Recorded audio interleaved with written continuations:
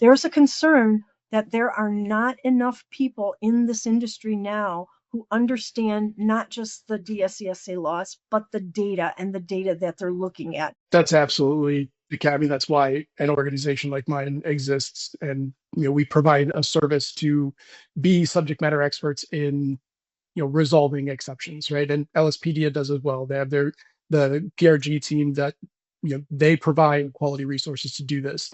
Yeah, you could hire somebody internally for $50 an hour, and they might be able to resolve things in 6 hours on average.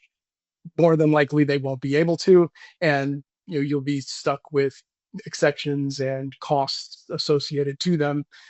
So finding the right resource is a challenge, and you're all going to look for one at some point, and there aren't enough of us to go around, unfortunately. And so I know that from your company perspective, you are handling you're handling companies that use our exception handler versus others that don't. Maybe you can help That's true. just make a comparison there.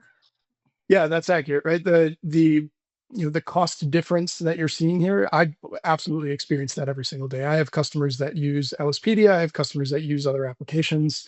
Those that are using the Investigator tool, or versus those that aren't with other suppliers, it is vastly easier or vastly different experience using the Investigator tool to support our teams and their teams to resolve exceptions when they do occur, uh, as compared to those that aren't using these things. It's a lot more, without the Investigator tool, without a that feature.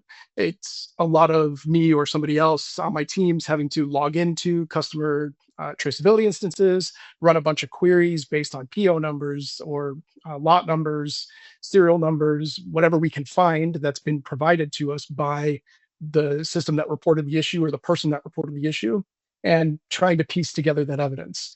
With a tool like Investigator, it's already captured that evidence of the issue and put it into a readable format that someone can then go and address without having to do all of the background investigation into that. And one of the biggest challenges when dealing with uh, instances where the Investigator tool is not involved is the notifications that you receive, and you've probably experienced this, are all across the board. Like they're very different depending on who you receive it from. Sometimes it's an automated system that has one format, or other times it's just a business analyst or somebody that sent you an email or made a phone call to you, and whatever data you get from them is the data you have to go off of in order to investigate the issue.